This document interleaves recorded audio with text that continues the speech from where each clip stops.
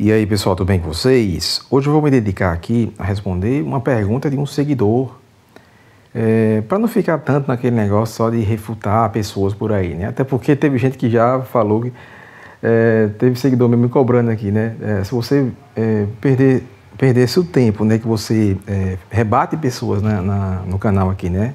Rebate comentários de anônimos, pessoas que não têm importância nenhuma, né? Se você perdesse esse tempo gravando mais vídeos, seria melhor, né? Gravando mais vídeos dos assuntos que o pessoal se interessa aí, né? E tem gente pedindo por certos vídeos aí, fazendo certas perguntas, né? E eu acho que nesse sentido é fundamental aqui, né? É interessante que eu atenda ao desejo dessas pessoas aí, né? Desses seguidores aí. Até porque eu acho que é melhor valorizar aquelas pessoas que estão interessadas no conteúdo, né? Que estão se importando se as suas dúvidas vão ser resolvidas aqui, né? Do que meramente estar tentando responder pessoas que não vão aceitar a sua explicação, não vão agregar nada na discussão, porque muitos vão apelar para a desonestidade, para argumentos fraquinhos, né, chulos, né, para argumentos nonsense aí, né. Inclusive nessa discussão aqui, né, teve alguns marxistas aí, o Gabriel Schweiter, por exemplo, que estava até negando a importância de se ler prefácio, né? Você ler o prefácio do Capital, do Marx, né? Ele disse que era inútil ler o prefácio do próprio Capital, né? Era inútil ler o prefácio do Engels, né? Ele colocou o Engels como inútil nessa questão. Enfim, e aí eu troquei ele, né? E perguntei se o prefácio, né, de uma contribuição, o livro Uma Contribuição para a Crítica da Economia Política também era inútil, né? E eu acho que ele não se ligou inicialmente que esse prefácio tinha sido escrito pelo próprio Marx, né? Porque eu basicamente acabei fazendo ele dizer, né, que o prefácio do próprio Marx era inútil, né? E assim, só ressaltando aqui, né, que prefácios, pessoal, prefácios do Capital, né? Tem muitos prefácios aí que excedem 50 páginas, aí 60 páginas, né? Tem prefácios bem longos no Capital. Então, se você simplesmente pular o prefácio, né? Um prefácio escrito por Engels, que seria importante ser lido, né? Um prefácio escrito pelo próprio Marx, que seria importante ser lido, que tenha 30 páginas, pessoal, 50 páginas, já é muita coisa que você deixou de ler, né? Então, assim, o cara apelou para isso aí. Então, assim, é complicado você ficar contrapondo pessoas que você não vai obter algum retorno dessa troca de ideias aí, dialética, porque a pessoa ela não está disposta a enxergar pontos do seu argumento que talvez eles estejam corretos ali, né? Enquanto que em contrapartida, você está disposto a enxergar pontos do argumento da pessoa que estejam corretos, né? O problema é esse. E qualquer concessão que você faça, a pessoa ainda acha que você está sendo fraco, né? O problema é esse. Assim, qualquer concessão que você faça, ou seja, a pessoa não aceita nada que você diz, né? E, enfim, acaba sendo melhor, no caso, valorizar aqueles seguidores que estão interessados aqui no canal e que estão querendo ver suas dúvidas resolvidas. Então, hoje vamos resolver aqui uma pergunta do seguidor chamado Why Not True, né? Que ele perguntou aqui o seguinte: o que você pensa sobre a crítica do Hilferding ao Bombavé, né? E a introdução do editor que está presente no livro Karl Marx and the Close of His System e Bombavé Criticism of Marx by Hilferding, né? Que é uma introdução feita por um marxista, né? Essa introdução aqui, né, que é feita pelo, se eu não me engano, o nome dele é Paul Sweezy, né? É uma introdução feita por um marxista aqui ao livro do Bombavé, né? Na verdade, assim, não é bem... o livro em si tem mais texto de marxista do que do próprio Bombavé, né? E ele é publicado, né? Se você for pesquisar ele na internet, ele é publicado como a autoria principal sendo de Bombavé, né? O que é meio estranho, né? E aí, assim, esse livro aí... Primeiro que eu acho assim, que o livro deveria ter sido publicado com uma introdução feita por uma pessoa que entendesse a crítica e que não fosse marxista, né, primeiramente. Eu sei que o contraditório é interessante, mas seria assim, o contraditório é você lendo um livro do Hilferding, né, com a introdução do Paul Sweezy, e você lendo um outro livro referente ao Mombavec com a introdução de um autor aí da escola austríaca, por exemplo, o Jesus Huerta de Soto, né? Jesus Huerta de Soto, né? Ou, sei lá, com algum autor moderno da escola austríaca, poderia até ser o Hofmann aí, né?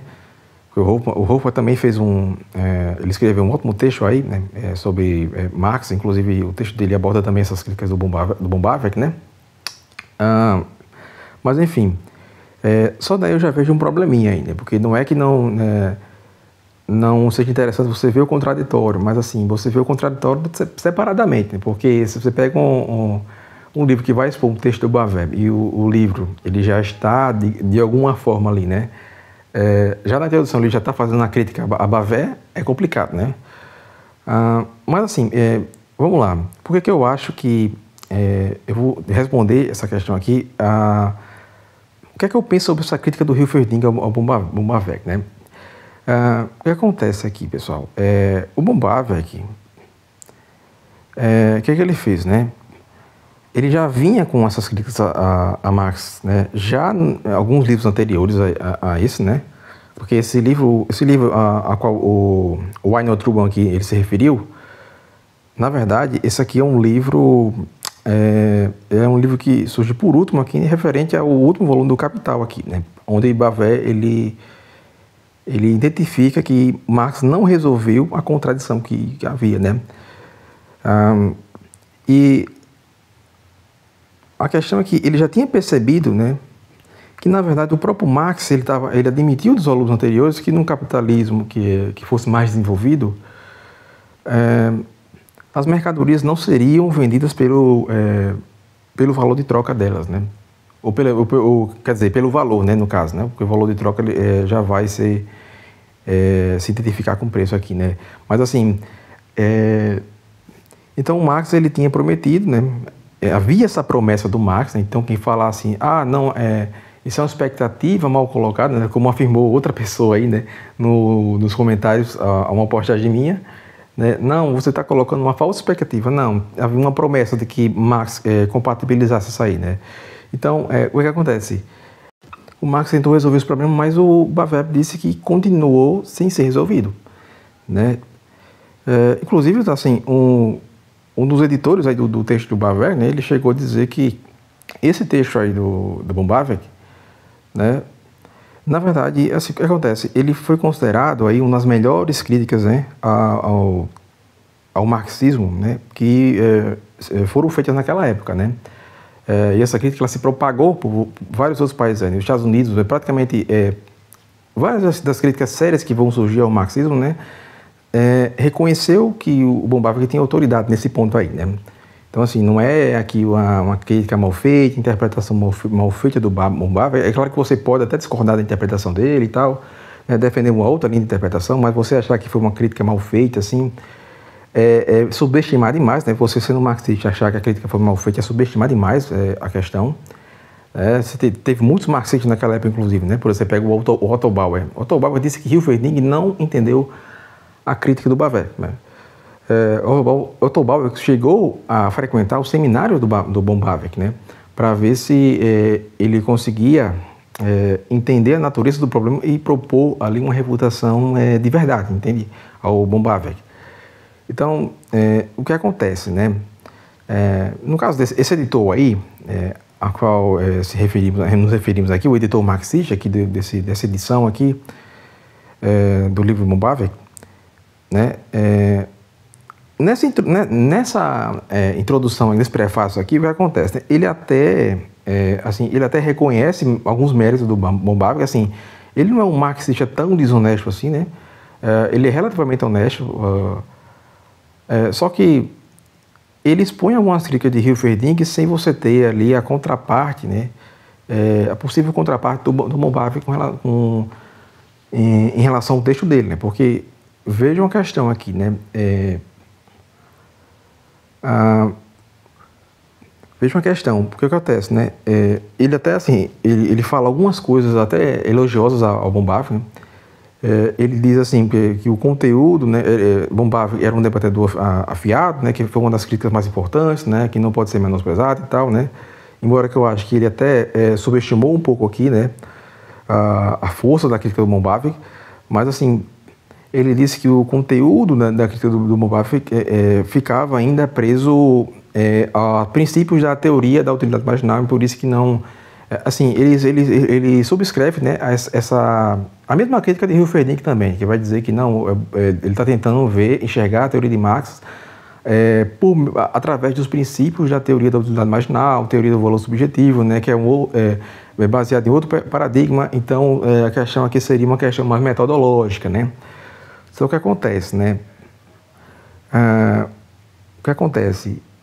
Isso é incompatível com o que realmente foi a crítica do von Bavinck aqui, né? Porque o von Bavinck estava atacando não dependia também só da teoria do valor subjetivo estar correta, da teoria da utilidade marginal estar correta. O que acontece? Porque o que é que ele estava apontando? Uma contradição em Marx a partir dos próprios pressupostos que o Marx estava adotando ali, né? Uma contradição entre Marx e Marx, né? Não era uma incompatibilidade só entre a teoria do valor subjetivo e Marx, entende? O Bavinck, ele aborda a questão da teoria do valor subjetivo, aborda, né? Mas só que ele aborda em momentos diferentes, entende? Do livro, ele aponta também a contradição interna. Então, assim, ainda que a teoria do valor subjetivo estivesse errada, mesmo assim, se manteria aí a crítica do von Bavinck, né? A crítica à contradição interna do Marx aí, né? Ou seja, mesmo se a utilidade marginal ela fosse totalmente uma teoria furada ali, né? A crítica continuaria a mesma crítica, pessoal. Então, assim, o von Bavinck, o que ele faz? Ele vai testar primeiro a teoria do valor do Marx ali, de acordo com os próprios termos do Marx, de acordo com o próprio Marx diz que deve acontecer, né? Então, assim, a teoria do valor do Marx, ele se perguntava, né? A teoria do valor do Marx explicava as proporções de troca no mercado real, né? Se sim, dava para você ir seguindo adiante, né? Se não, você teria que ver como é que resolver esse problema aí, né?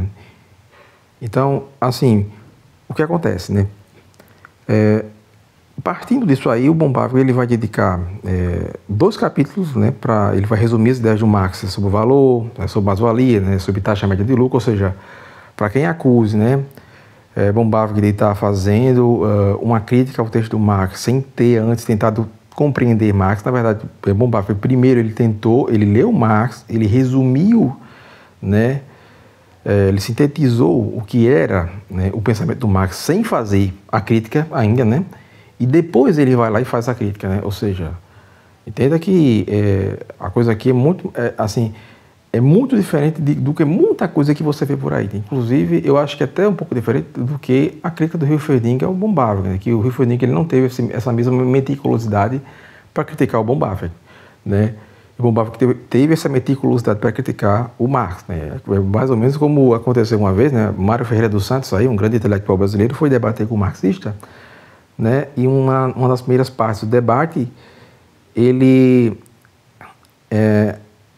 depois que o oponente marxista, né, apresentou a resposta, o que é que o Mário Ferreira dos Santos fez, né? Ele disse, interessante o seu ponto de vista, né? Deixe-me torná-lo mais forte. E aí ele vai lá e explica, né?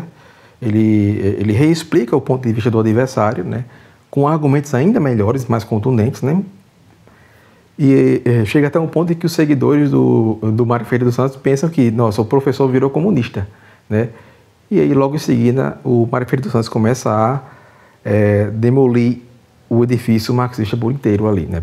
Os argumentos por inteiros ali, né? Ou seja, ele mostrando que ele tinha compreendido, não só tinha compreendido, como ele sabia, né, articular e defender melhor aquele ponto de vista do que o próprio adversário dele, né? E depois ele vai lá e demole, né?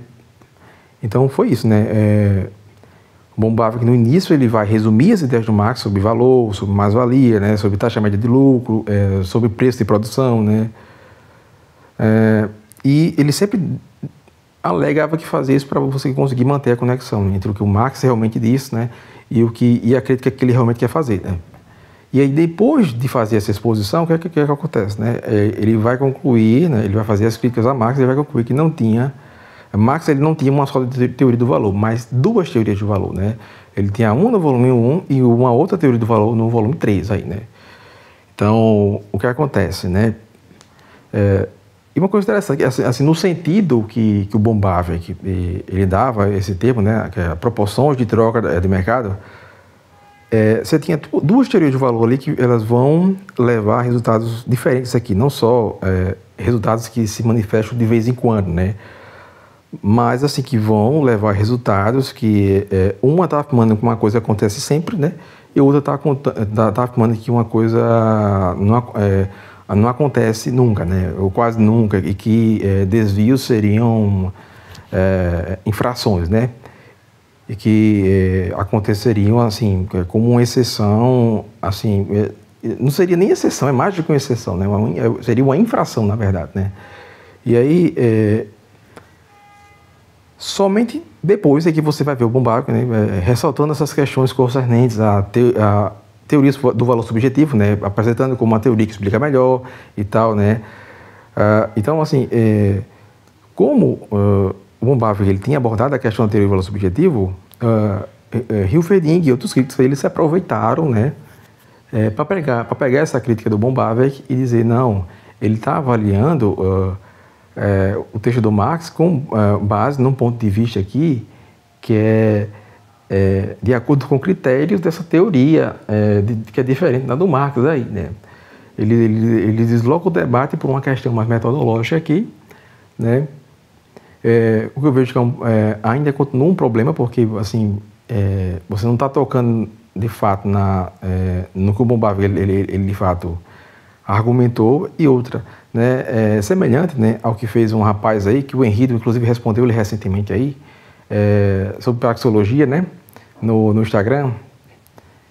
E esse rapaz, ele acredita que refutou praxeologia por refutar o apriorismo do misesiano, né, o apriorismo radical, né. E eu tive até que explicar a ele no Instagram que a refutação ao apriorismo, assim, você está refutando apenas os critérios, né? Ou seja, a base filosófica a qual Mises mais ou menos ali aderiu, né? Aos critérios, aos métodos e às técnicas que o Mises utilizou para utilizar aquele axioma, o axioma fundamental da praxeologia, né? Para chegar naquele axioma, na verdade, né? Mas assim, você não derrubou a praxeologia, né? Porque você ainda vai você trocar os critérios e adotar um outro paradigma filosófico ali, você consegue também tranquilamente manter a praxeologia, né? Então, assim, a questão seria você demolir a praxeologia apontando que o axioma fundamental da praxeologia ele está errado, que ele é falso, né? A questão toda seria essa daí, né? Mas, enfim, não vamos desviar tanto aqui do assunto, porque assim, você desviar o assunto para uma discussão mais a base filosófica, que é um assunto que ele é anterior, né, inclusive ao assunto que está sendo discutido, né, que está sendo apontado aqui, que é na verdade uma contradição entre Marx e o próprio Marx, né, e não exatamente entre Marx, uma incompatibilidade entre Marx e a teoria do valor subjetivo, né. O que von Bawerk está mostrando aqui que existe uma contradição entre o volume 1 e o volume 3 do Capital do Marx, né? Então, o que acontece? No volume 1, o Marx ele precisava de você colocar ali uma equivalência que ser direta entre o valor e o trabalho, né? Para você sustentar como as mercadorias elas seriam de alguma forma trocadas aí, né? Só que no volume 3, pessoal, ele já assumia de alguma forma, né, que os preços eles iam se desviar dos valores, né, de uma forma que seria permanente, para que as taxas de lucro elas pudessem se equalizar, se igualar, né. Então, o Bawerk ele apontou isso, né, com uma contradição, lógico, né. E aí o que acontece? O Hilferding, né, assim, só ressaltando, né, uma coisa que, antes de falar um pouco do Hilferding aqui, né, essa contradição, ela não é meramente uma contradição dialética entre a estrutura ou contradição no movimento aqui, do capital, etc., né? Estamos falando de contradição entre proposições do Marx, entre afirmações do Marx, né? Entre afirmações e que o Marx, inclusive, foi taxativo em relação a isso, né? Então, o grande problema é esse, né? Então, O que é que o Hilferding fez? Ele vai mudar para uma discussão metodológica. Ele disse que Marx trabalhava com níveis de análise, né? Inclusive, um rapaz que me respondeu aí, né, tal do Vegeto, ele veio com esse argumento de níveis de análise, né? Eu acredito que ele nem não sabia exatamente que esse argumento de níveis de análise era do Hilferding, né? Mas eu acho que ele não sabe nem a origem dos argumentos que ele tira, porque ele fica tirando argumentos ele pede para um IA lá, ou outra pessoa, ou então, sei lá, no Google, ele pega um argumento qualquer e usa qualquer coisa que ele veja pela frente para poder utilizar como argumento para tentar, entre aspas, refutar outras pessoas na internet. Mas o que acontece, né? Aí vem que esse argumento de níveis de análise, né? Porque Marx está indo do abstrato para o concreto, né? Na verdade, a lei do valor era uma abstração social, né, que servia para orientar ali o movimento dos preços, né? Então, assim, você tinha uma abstração social, na verdade, né, e ele estava indo do mais abstrato para o mais concreto, né? Que já é uma questão aqui, né, é importante frisar que em muitos debates aí, né, o Gustavo Machado, ele chegou a afirmar que o capital ele começa daquilo que é concreto, né? Ele não parte de nenhuma abstração e tal, né? O que já é bastante contraditório, né? Com essas análises de Marx, por exemplo, essa crítica aqui do Hilferding, que afirma que o Marx ele partiu do movimento abstrato para o concreto, né? Como é que o Marx não partiu de nenhuma abstração se o Marx partiu do abstrato para o mais concreto, né? No volume 1, ele estava abordando a parte mais abstrata para depois ele ir para o mais concreto, né? Já temos aí um ponto, né? E aí, o Hilferding, ele vai acusar o von Bavek, né, que ele está confundindo o valor com o preço, né? Enfim, o que é uma bobagem completa você achar que... Assim, para você fazer uma crítica assim tão... assim, uma crítica tão infantil assim, nesse nível, assim, né? Você tem que pressupor que você está debatendo não com o von Bavek, que era assim, um dos professores mais renomados ali de Viena, né? Um professor universitário, um dos grandes assim, economistas, né? Enfim, o cara tinha uma formação muito sólida ali, enfim, polímata também, né? Falava várias línguas também, enfim, a educação naquela época era totalmente diferente, né? Lembre-se aí que o próprio Mises ele estudou no ginásio, né? Que, enfim, a educação era tão rígida que a educação, assim, por exemplo, o ensino médio, ela já era quase que equivalente a uma faculdade ali para o pessoal, né? Então, assim, quando ele chegava à faculdade, era quase que equivalente já a uma pós, né? E não uma faculdade como é hoje aqui no Brasil, né? Um bacharelado de merda que o pessoal tem aqui no Brasil, né? Mas é o que acontece, né? Então, você vem com essa história de que a von Bavek, ele confundiu o valor com o preço. Primeiro que von Bavek, quando ele faz a introdução com a mera exposição, nem sem fazer a crítica ainda, né? A mera exposição do texto do Marx, né? Sem entrar na questão da crítica ao texto do Marx, o que é que o von Bavek ele faz? Ele vai definir o que é valor e o que é preço para Marx, né? Então ele não confunde valor com preço, ok? Ele faz essa distinção, sim, no texto dele, né? Só que o que acontece, né?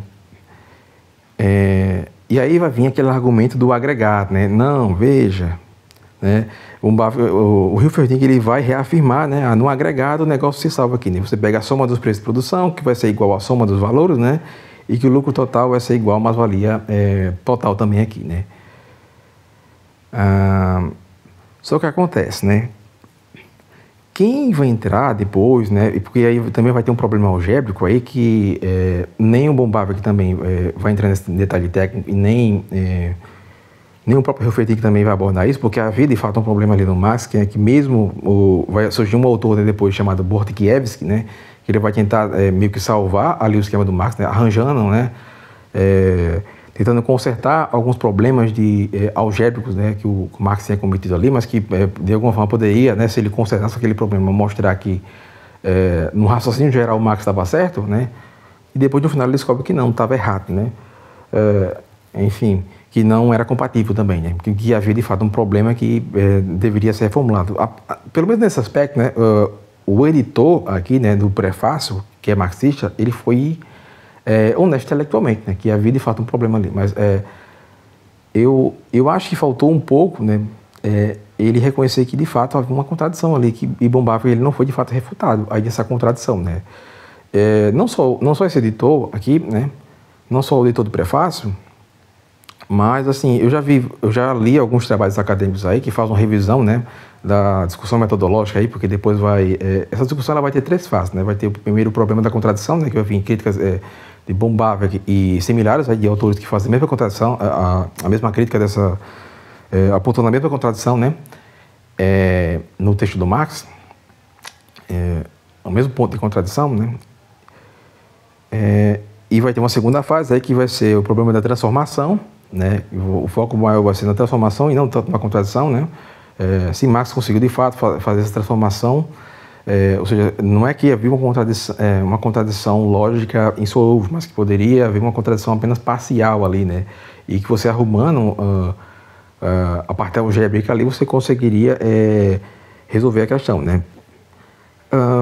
E depois, né, posteriormente, vai surgir o problema da redundância, né? Se a teoria, de fato, ela seria, enfim, necessária, que mesmo se ela se provasse coerente, né? Mesmo, ou seja, se não houvesse contradição e nem problema de transformação, né? E aí, porque aí vai surgir, né, depois outros autores aí mais tarde, né? Sraffa, né, que era um italiano aí, Samuelson, né, que é mais filiado a uma escola um pouco mais keynesiana, uma linha mais próxima ao keynesianismo ali, né, vamos ver que essa crítica apontando na questão da redundância aí, né, que talvez a teoria do valor do trabalho de Marx, né, fosse assim dispensável, né, para você compreender aquilo que Marx afirmou que queria, né, compreender ali, né. Uma outra questão é que Hilferding ele defendia que o Marx ele não via a teoria do valor como uma fórmula para calcular preços, né? E aqui que eu acho que esse é um erro. O Hilferding, como marxista, ele não deveria ter cometido esse erro, né? Como uma pessoa que diz que leu Marx, não deveria ter cometido esse erro. Por quê? Porque ele diz que Marx não viu a teoria do valor como uma fórmula para calcular, para determinar os preços ali, né? Mas aí como uma fórmula para você entender, né? Ou melhor, não é uma fórmula, mas uma lei que de alguma forma determinaria os preços, né? Numa proporção ali, né? Mas você teria ali uma lei, né, para você entender, na verdade, assim, o interesse do Marx ali era entender as leis de desenvolvimento do capitalismo, né? E não determinar os preços, né? Uma lei para determinar os preços, né? Só que assim, o problema aqui, pessoal, é que o Bombava, ele já tinha ido atrás de provas aí no texto do próprio Marx, né? Do próprio Marx, pessoal, para ver como é que Marx tratava essa relação entre valor e preço, né? Por isso que Bombava que não confundiu valor e preço, não confundiu, ok? Ele vai atrás de, ou seja, aquilo que Hilferding está dizendo que Bombava ele ignorou, na verdade, o que acontece? Bombava que não só ignorou, como ele tentou ver o que é que Marx de fato estava dizendo sobre isso. Veja, ele não só afirmou, né? Ele tentou ver o que é que Marx de fato estava dizendo sobre isso. Ele não só afirmou, né? A grande questão é essa. Ou seja, Hilferding, assim, você poderia até dizer que o Hilferding, ele meio que Hilferding não, né? O Bombava, ele se antecipou a possíveis críticas, né? Como essa de Hilferding, que surgiu depois, ele já estava se antecipando a isso, meio que se antecipando, né? A essa crítica, né? Mesmo antes de surgir pessoas criticando o texto dele, ele meio que já se antecipou a isso aí, né? Ou seja, a crítica que Hilferding está fazendo, ela já era respondida pelo próprio texto do Bombava, que aí, né?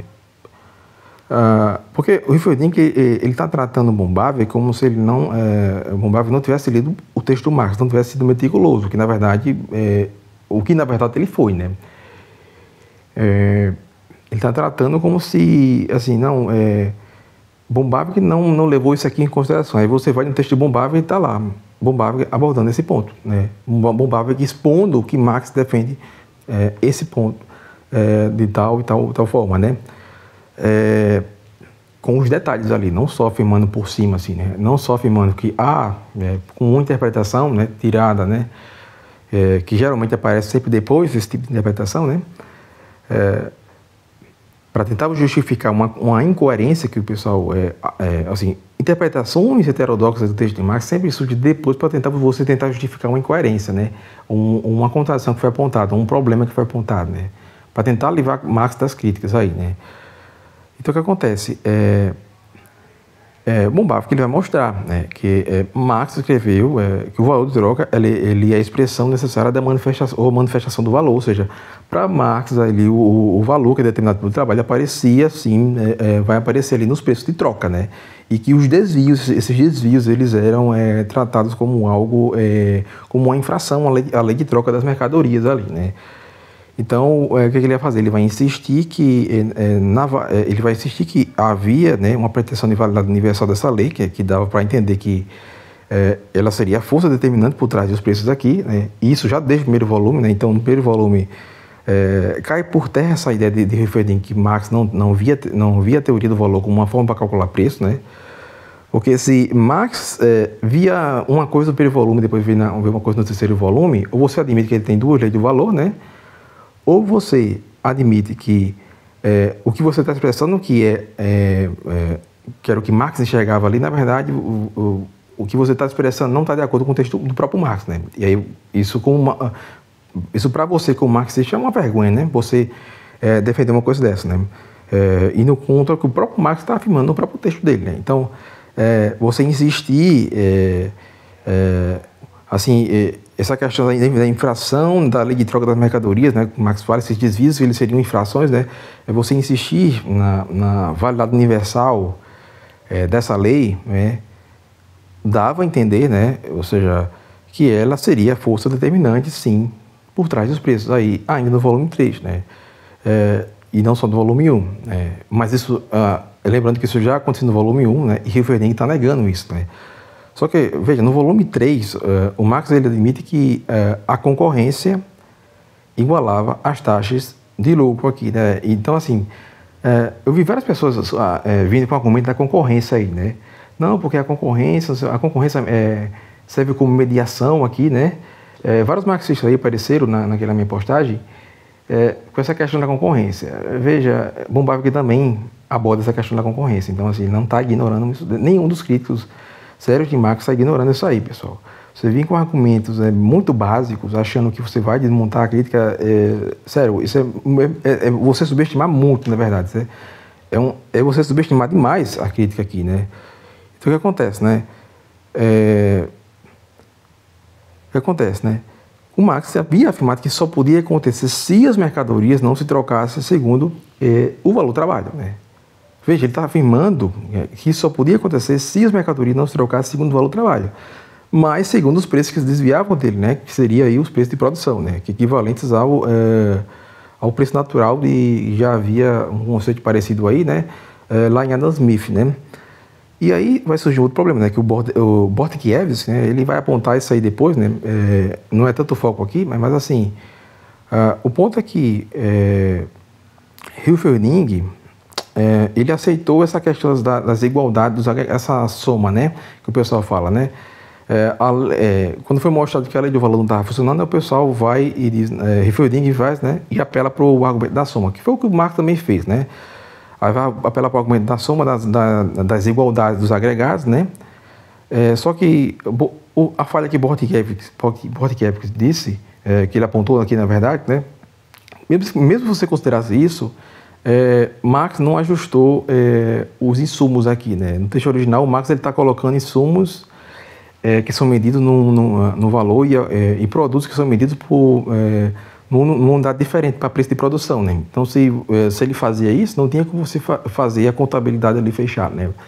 Então, assim, pelo que era a lógica original do texto Marx, né, o Bavinck ele apontou isso como uma tautologia, né, porque se essa questão algébrica ela fosse resolvida, né, que na verdade o Bavinck não tinha percebido esse problema que Bortkiewicz, ou seja, tem críticas a se fazer aqui a Bavinck, mas não no sentido do raciocínio geral do Marx ele está apontando, né, porque o que acontece, mesmo se não houvesse esse problema que Bortkiewicz ele apontou aqui, a questão é que de toda forma, essa contabilidade aí, se ela fechasse corretamente, toda, né? Isso seria apenas uma tautologia ali, né?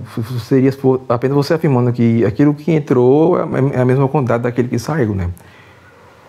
Ou seja, uma tautologia, basicamente, né? E não que tautologias, né? Toda tautologia seja, assim, seja negativa, né? Mas o problema aqui é que o Marx está querendo afirmar algo sobre o mundo material, né? Algo que não depende apenas de, enfim, não depende apenas de você partir ali de um esquema conceitual onde tudo é perfeitamente lógico, como se fosse numa matemática ali, né? Nas leis da geometria ali, né? Na geometria euclidiana, por exemplo, né? Mas, assim, você está se referindo a algo que acontece no mundo material, né? É de se esperar que você não apele meramente a uma tautologia, né? a uma questão de contabilidade que ela se fecha no final ali, simplesmente, né? E que, na verdade, assim, quando o Bortkiewicz apontou esse problema, né, não tinha como a contabilidade aqui fechar, né? Então, o Bortkiewicz ele vai corrigir isso, ele vai medir os insumos, né, numa mesma métrica aqui. Só que acontece, né? Outra questão é que Hilferding ele também tentou resolver puxando para a questão mais histórica, né, do desenvolvimento aqui do capitalismo. Foi basicamente um argumento parecido com o argumento que o Gabriel Schwed ele utilizou aí nessas postagens, né? Não porque Marx está abordando a questão de desenvolvimento aqui histórico, né? Só que acontece, pessoal, quando você fala isso, assim, o que é que ele está falando? Que, veja, o Bombava está dizendo que o Marx, ele na verdade, ele está com duas leis do valor aqui, né? Uma para o volume 1, outra para o volume 2, na verdade, né? E que as duas não estão sendo compatíveis aqui, né?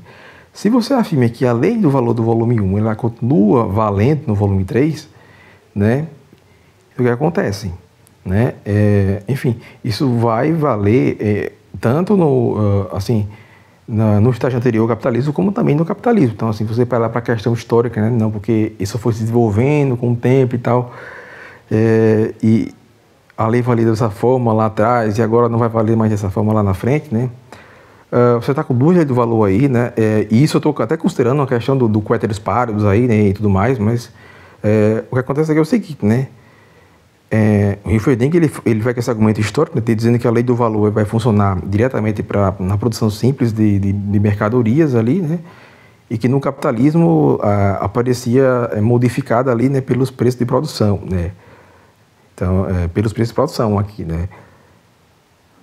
Só que isso é uma espécie de você desviar aqui do ponto, né, pegar por uma questão mais metodológica até, né. Ou seja, você desviar. O debate agora não é mais debate sobre valor aqui, né? Sobre o que o próprio Marx disse aqui também, né? Você apelar para uma questão de diferença metodológica que não tinha sido colocado no debate aqui primeiro, né? Depois vai ser colocado, né? Porque a crítica do Bombava aqui era sobre como essa lei de alguma forma ela funcionava aqui no capitalismo desenvolvido também, né? E não só no passado aqui, né? Ele já estava considerando no capitalismo desenvolvido aqui, né? Então, o que acontece? Se essas taxas de lucro elas se igualam, como é que essa lei do valor vai continuar valendo aqui, né? Se essas taxas de lucro elas se igualam, como é que a lei do valor vai continuar valendo, né?